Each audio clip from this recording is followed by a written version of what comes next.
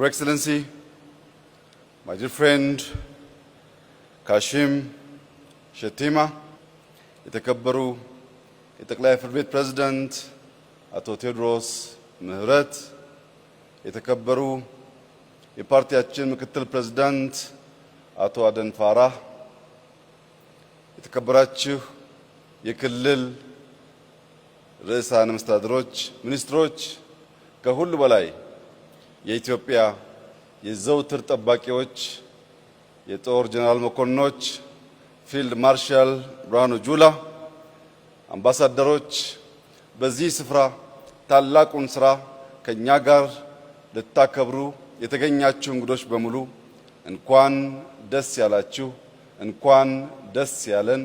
እንጀምራለን፣ እንጨርሳለን፣ እንጀምራለን፣ እናስተምራለን፣ እንጀምራለን፣ እናንሰራራለን። ይህ ኢትዮጵያዊነት ነው።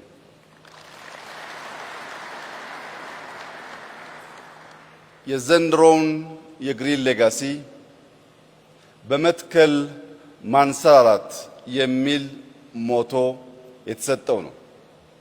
በመትከል ማንሰራራት የተባለበት ዋነኛው ምክንያት የግሪን ሌጋሲ የመጨረሻው ዓመት በመጀመሪያው ዕቅዳችን መሰረት የሚቀጥለው ክረምት ነው።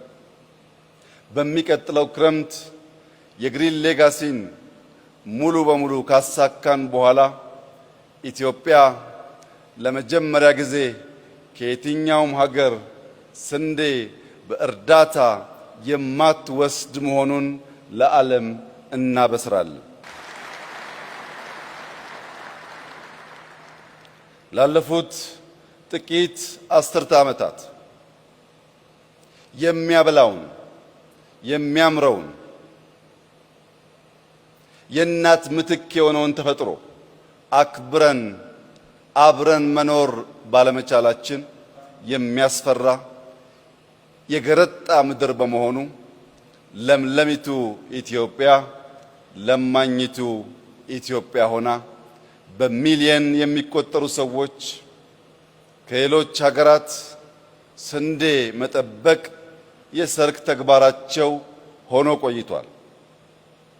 የግሪን ሌጋሲ እቅዳችንን ስናከናውን ኢትዮጵያ ለመጀመሪያ ጊዜ ጀምራ በጨረሰችው ታላቅ ስራ ከማንም ሀገር እርዳታ የማትወስድ መሆኗን ስንገልጽ ሌሎች አፍሪካውያን ወንድሞቻችን ይህንን አርያ በመከተል አፍሪካ መጋቢ፣ አፍሪካ ሰጪ፣ አፍሪካ ፈርቀዳጅ እንጂ ለማኝ ያልሆነች አህጉር መሆኗን በህብረት በትብብር እንድንሰራ ማሳያም ጭምር ስለሚሆን አፍሪካዊ በዓል ይሆናል።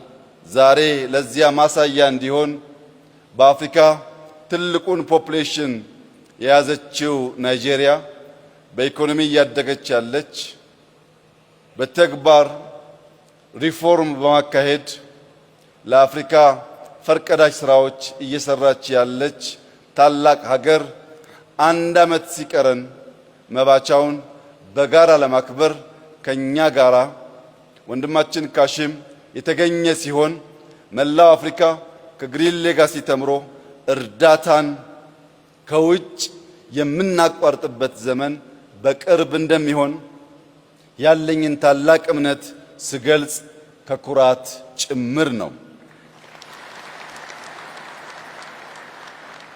ኢትዮጵያ ከውጭ ስንዴ እርዳታ ታቆማለች ሲባል ኢትዮጵያ ውስጥ ከሌሎች ወንድሞቻቸው የሚታገዙ ሰዎች ይጠፋሉ ማለት አይደለም። ኢትዮጵያ ከሚቀጥለው ዓመት የግሪን ሌጋሲ ማጠናቀቂያ በኋላ ከውጭ እርዳታ አትቀበልም ማለት በውስጥ አንተጋገዝም ማለት አይደለም። በውስጥ ያሉ እጅ አጠሮቻችንን እኛው ራሳችን ማገዝ እንጀምራለን። ያ እያደገ ሲሄድ ወደ አፍሪካም እናሳድገዋለን። በዚህ ምክንያት በመትከል ማንሰራራት ብለን ጠርተነዋል። የዛሬ ወር ኢትዮጵያ ከተባበሩት መንግስታት ጋር በመተባበር የፉድ ሰሚት ታዘጋጃለች። የፉድ ሰሚት የምታዘጋጀው በምግብ ራስን ለመቻር ባደረገችው ጥረት ምሳሌ ሀገር ትሆናለች ተብሎ በመታመኑ የተባበሩት መንግስታት ኢትዮጵያን ለዚህ ታላቅ ሰሚት መርጧል። በብዙ ሺህ የሚቆጠሩ የዓለም ተሳታፊዎች በአዲስ አበባ ይገኙና የምግብ ሰሚት በጋራ እናከብራለን። እንደገና በወሩ ጳጉሜ ውስጥ የአፍሪካ ክላይሜት ሰሚት ለሁለተኛ ጊዜ የሚከበረው እዚህ አዲስ አበባ ውስጥ ይከወናል። ኢትዮጵያ የክላይሜት ሰሚትን እንድታዘጋጅ የተመረጠችበት ዋነኛው ምክንያት በክላይሜት ፈርቀዳጅ አርአያ ስራ መስራቷ በሁሉም ወንድምና እህት ህዝቦች በመታመኑ ነው። ታዲያ እርዳታን ካቋረጥን ለዓለም የምግብ ሰሚት አርአያ በመሆን ሰሚት ማዘጋጀት ከጀመር ለክላይሜት ሰሚት አክቲቪዝም ብቻ ሳይሆን አክሽን ያስፈልጋል። እንደ ኢትዮጵያ እየተከል ክላይሜታችንን እናክም የሚል እሳቤ ዓለም አምኖ ወደኛ ከመጣ ማንሰራራት ከዚህ ወዲያ ከየት ሊመጣ ይችላል? ግሪን ሌጋሲ እጅግ ዘርፈ ብዙ ትሩፋቶች ያስገኘና ያሉት ስራ ነው። በአፍሪካ በጣት የሚቆጠሩ ትላልቅ ስራዎች ተሰርተው ከሆነ ከነዚያ መካከል አንዱ የግሪን ሌጋሲ ነው። የግሪን ሌጋሲ ታላቅ ስራ የሚያደርጉት ሶስት መሰረታዊ ጉዳዮች አሉ። አንደኛው ለተከታታይ ዓመታት ታላላቅ የማይታመኑ ቁጥሮችን አስቀምጦ በሚሊየን የሚገመቱ ሰዎች አሳትፎ ሳያቆራርጥ ያሰበውን የ50 ቢሊየን ችግኝ ለማሳካት አንድ ዓመት የቀረው ሲሆን በዚህ ዓመት ከምንተክለው ጋር ከ47.5 ቢሊየን ያላነሰ ችግኝ በኢትዮጵያ የሚተከል ሲሆን በሚቀጥለው ክረምት ከምንተክለው ጋር 54 ቢሊየን ልንደርስ እንችላለን። 54 ቢሊየን ስንደርስ 3 እና 4 ቢሊየን ካተካከል ምክንያት ምናልባት የተበላሸ ቢሆን ያሰብነውን 50 ቢሊየን በተሟላ መንገድ የሚያሳካ ሁነኛ ትልቅ ጅማሮና አርአያነት ያለው ፍጻሜ ይሆናል። ይህ ሲባል ከዚህ ቀደም ለመትከል የሞከሩ ሀገራት፣ ቡድኖች አልነበሩም ማለት አይደለም። ከዚህ ቀደም በሀገራችንም በውጭም መሰል ሙከራዎች ነበሩ። እነዚያ ሙከራዎች ግን ዶሮ በጋን ነበሩ። ካለብን ትልቅ ችግር አንጻር እዚህ ግባ የሚባል ችግር የፈቱ አልነበሩም። ይሄኛው በምግብ ራሳችን ለመቻልና የምግብ ሉዓላዊነትን ለማረጋገጥ በእጅጉ መሰረት የጣለ ነው። 50 ቢሊየን ችግኝ ከ20 ሚሊዮን በላይ ሰው አሳትፎ የተከለ ሀገር እስካሁን የለም። በዓለም ዘ ቢገስት አፎረስቴሽን የሚባለው በኢትዮጵያ ተጀምሮ በኢትዮጵያ እያለቀ ያለው ግሪን ሌጋሲ ነው።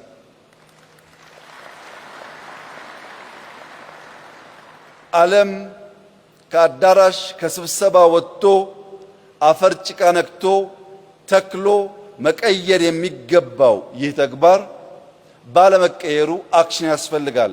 ሰርተን በማሰራት አፍሪካ ውስጥ ያለውን አንደኛውን ስብራት መመለስ አለብን ስንል ሬኮግናይዝ ለማድረግ ጊዜ ወሰደባቸው ቢሆንም አሁን ዓለም የኢትዮጵያን ግሪን ሌጋሲ አርአያ አድርገን ክላይሜት ሰሚት በኢትዮጵያ አዘጋጅተን በመላው አፍሪካ እንዲሁም በሌላው ዓለም ይህንን መሰል የተግባር እንቅስቃሴ እንጀምር ያለበት ዘመን ላይ ስለደረስን በዚህ ጉዳይ ያመናችሁ፣ የተሳተፋችሁ፣ እጃችሁ ጭቃ የነካ የተከላችሁ፣ የተንከባከባችሁ ኢትዮጵያውያን፣ በኢትዮጵያ የምትገኙ ዲፕሎማቶች፣ ይህንን መልካም ህልም የደገፋችሁ የየትኛውም ሀገር ዜጎች በሙሉ እንኳን ደስ ያላችሁ፣ እንኳን ደስ ያለን እላችሁ እወዳለሁ።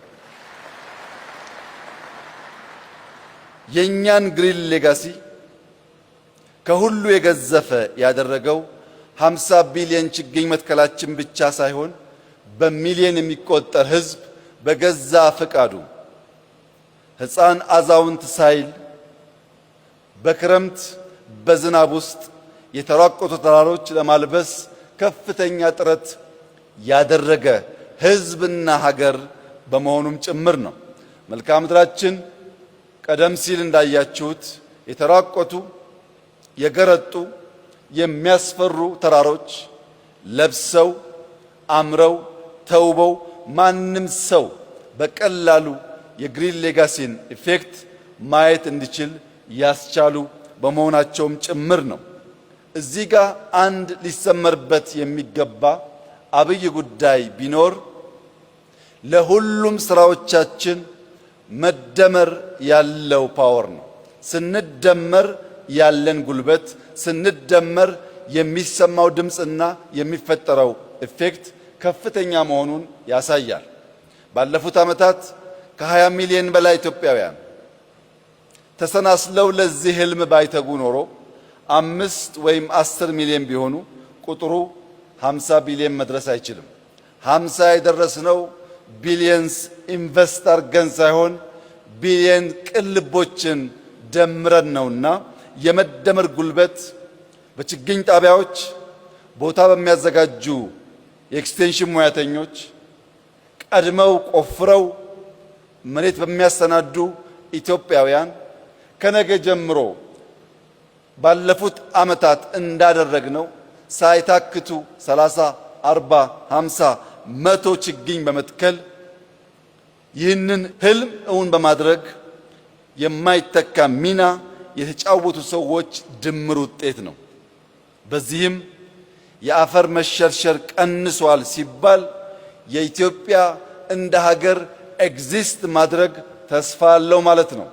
አፈር የሌለውና የማያበቅል የማያለማ የማያበላ ሀገር መሆን አይችልም። ዜጎቹ እየጣሉት ስለሚሄዱ ኢትዮጵያውያን ነቅተን አፈራችንን ከመሸርሸር መታደግ ባንችል በነበረው ሁናቴ ብንቀጥል በርካታ ዜጎቻችንን መቀለብ ስለማንችል ዜጎቻችን ለመሰደድ ይገደዳሉ። ኢትዮጵያም ሰው አልቦ ምድር ትሆናለች። ያ እንዳይሆንና የለማች ተስፋይቱ ምድር ሰዎች የሚሸሿት ሳይሆን የሚመጡባት እንድትሆን የሚያስችል ታላቁ ሥራ በተፈጥሮ የተሰጠንን አፈር ከመጠበቅ ይጀምራልና የአፈር መሸርሸር መቀነስ፣ የደን ሽፋን ማደግ፣ የደን መራቆት ምጣኔ መቀነስ፣ የዝናብ መጠን ማደግ፣ የምግብ ማምረት አቅማችን መሻሻል፣ በቡና በሻይ በፍሩት የመጣው ተደምሮ በአፍሪካ ታላቁ ፕራክቲካሊ ለውጥ ያመጣ ስራ ተደርጎ ሊወሰድ ይችላል።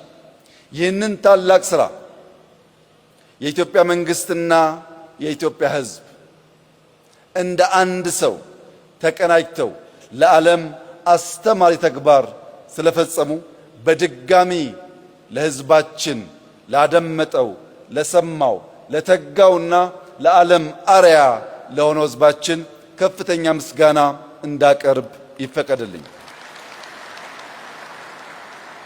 ሁለተኛው ቁልፍ ጉዳይ ለሀገራዊ ማንሰራራት መሰረት የሚጥል ተግባር መሆኑ ነው። ሀገራዊ ማንሰራራት ከኢኮኖሚክ መሻሻል ውጪ ሊታሰብ አይችልም።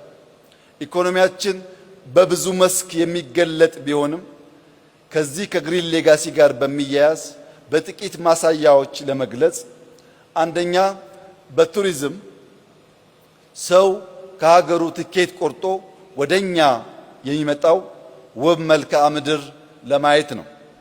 ውብ መልክዓ ምድር ባልተተከለ ባልተጠበቀ ሀገር ውስጥ ሊኖር አይችልም። ሁለተኛው የአየር ንብረት ነው። በዚህ ወር፣ በሚቀጥለው ወር፣ ከዚያም በሚቀጥለው ወር ከኢትዮጵያ 2 ሰዓት 3 ሰዓት ፍላይት ራቅ ብትሉ አብዛኛው የዓለማችን ክፍል ወበቁ አያስቀምጥም። ማንም ሰው በዚያ ክላይሜት ውስጥ የራሱን ገንዘብ አውጥቶ ለመሄድ እምብዛም አይፈቅድም።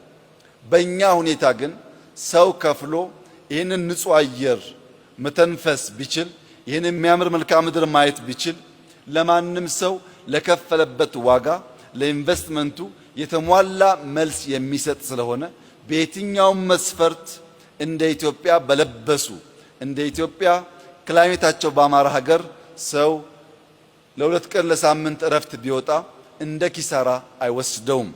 ሐይቆቻችን ወንዞቻችን ስንተክል ይሞላሉ። ሐይቅ ካልሞላ ሪዞርቶቻችን መዝናኛ ሊሆኑ አይችሉም። በዚህ ምክንያት በቱሪዝም መስህብነት በኮንፈረንስ መስህብነት የኛ ክላይሜትና የኛ ሀገር ተመራጭ እንዲሆን ግሪን ሌጋሲ የማይተካ ሚና ተጫውቷል። በዚህ ዓመት ከመቶ በላይ ኢንተርናሽናል ኮንፈረንሶች ኢትዮጵያ አዘጋጅታለች። ከፊታችን ደግሞ ታላላቅ ኮንፈረንሶች ይካሄዳሉ። ለዚህ የግሪን ሌጋሲ ግብዓት እጅግ ከፍተኛ ነው ብለን መውሰድ እንችላለን። ከግብርና አንጻር የአፈር መሸርሸር ምርታማነት እንዲያድግ የዝናብ መጠን እንዲጨምር የከርሰ ምድር ውሃ ብቻ ሳይሆን የዝናብ መጠን እንዲጨምርና እርሻችን በዝናብ እጥረት ምክንያት እንዳይደርቅ በዘራነው ልክ ሳይሆን አብዝተን ሃርቨስት ማድረግ እንድንችል አግዟል። ለዚህ አንዱ ማሳያ ቡና ነው። ቡና ባለፈው ዓመት 1.4 ቢሊዮን ዶላር ኤክስፖርት ስናደርግ በሚቀጥለው ዓመት በእርግጠኝነት ይጨምራል ብዬ መናገሬ ይታወሳል። ነገር ግን ምንም ይጨምራል ብዬ ብገምት ቡና በአንድ ዓመት 2.5 ቢሊዮን ዶላር ይደርሳል ብዬ አልገመትኩም። ግሪን ሌጋሲ ዘንድሮ 2.5 ቢሊዮን ዶላር ከቡና እንድናስገኝ አስችሏል። ቡና ካልተከሉት ቡና ካልጠበቁት እንዲሁ ምርቱ በቂ ሆኖ የኛን ፍጆታ ሸፍኖ ኤክስፖርት በዚያ ልክ ሊመጣ አይችልም። ያ የሆነው በግሪን ሌጋሲ ስራችን ነው። በኢንዱስትሪ የሚወሰን እንደሆነ ግብርና ትልቁ ግብዓት ነው። ከግሪን ሌጋሲ አንጻር ቅድም ባምቡ ታይቷል። ከባምቡ በተጨማሪ ለወረቀት ግብዓት የሚሆን ዛፍ በስፋት በመትከል የወረቀት ፋብሪካ በኢትዮጵያ መትከል ከቻል ለወረቀት የምናወጣውን ከፍተኛ ወጪ መቀነስ ብቻ ሳይሆን ለህትመት ለትምህርት ስርዓታችን በእጅጉ የሚያግዝ ይሆናል። ለኢንዱስትሪ ግብዓት ነው። ለግብርና ወሳኝ ነው። ለቱሪዝም ወሳኝ ነው። ኢኮኖሚያችን በአጠቃላይ የሚያነቃንቅና የሚያሳድግ ነው። ለማኝ የተባለችውን ሀገር የምግብ ሉዓላዊነት ያረጋገጠች ሀገር የሚያስብል ታላቅ ስራ ነው። ሶስተኛው የግሪን ሌጋሲ ቁልፍ ስራ ነገን ተመልካች መሆኑ ነው። ዛሬ የምንተክለው ነገ ልጆቻችን ይጠለሉበታል ብለን ነው። ዛሬ የምንተክለው ነገ ልጆቻችን አይሰደዱም ብለን ነው። ዛሬ የምንተክለው ነገ ልጆቻችን አይለምኑም ብለን ነው።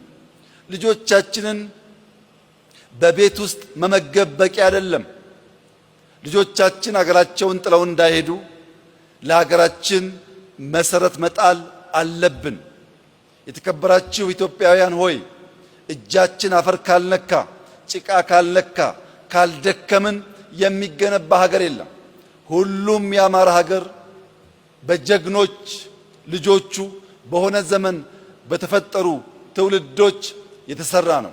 ይህ ትውልድ የኢትዮጵያን እርግማን፣ የኢትዮጵያን የታሪክ ጥፋት፣ የኢትዮጵያን የልመና ታሪክ የሚቀይርና ኮርተው በሀገራቸው የሚኖሩ ራሳቸውን የሚያግዙ ሌሎች የሚተርፉ ልጆች የምንፈጥርና የምናወርስ መሆን አለብን።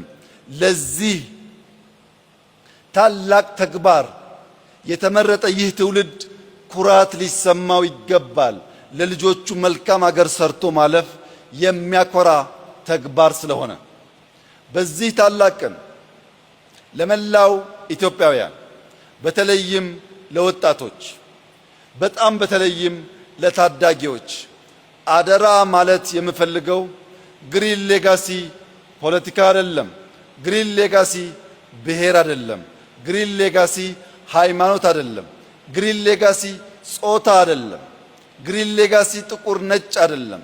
ግሪን ሌጋሲ ኢትዮጵያን ማልበስ፣ ኢትዮጵያን መስራት፣ ኢትዮጵያን ለትውልድ አስቦ ማሻገር ስለሆነ የእናንተን ነገ አእምሮ ታዩት ዘንድ ከነገ ጀምሮ ዝናብ ቢሆን ጭቃ ቢሆን አድካሚ ሁኔታ ቢሆን ካላችሁበት ነገር ተነስታችሁ በየቀኑ በመትከል ለዘንድሮ ያቀድነውን 7.5 ቢሊዮን ችግኝ በጋራ በርብርብ እንድናሳካ በታላቅ ትህትና ልጆቻችንን ወጣቶቻችንን ማሳሰብ እፈልጋለሁ።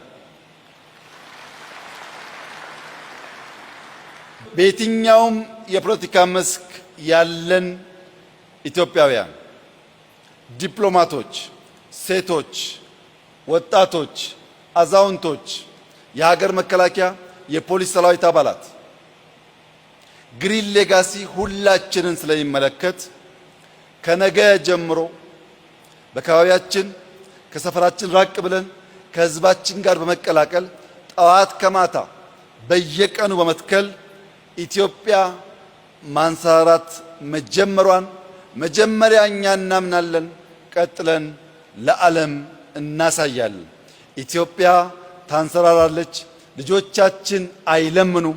ብልጽግናችን ይቀጥላል። መደማመጣችን ይቀጥላል። በመደመር የተለወጠች ኢትዮጵያን ለልጆቻችን እናስረክባለን። ይህ ቃል እንደ ግሪን ሌጋሲ ይፈጸማል። ይህ ቃል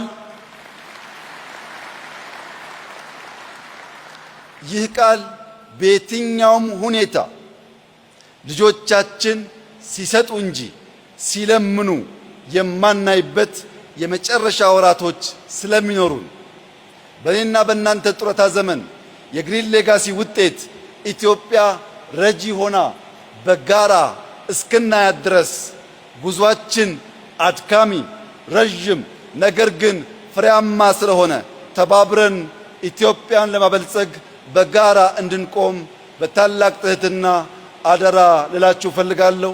ስለመጣችሁ እጅግ አድርጌ አመሰግናለሁ። ይህን ያዘጋጀ እጅ፣ ያሰቡ አእምሮች፣ የደከሙ ኢትዮጵያውያን በሙሉ ምስጋና ይገባቸዋል። እኛም ወግ ደርሶናል። እንኳን ደስ ያላችሁ። አመሰግናለሁ።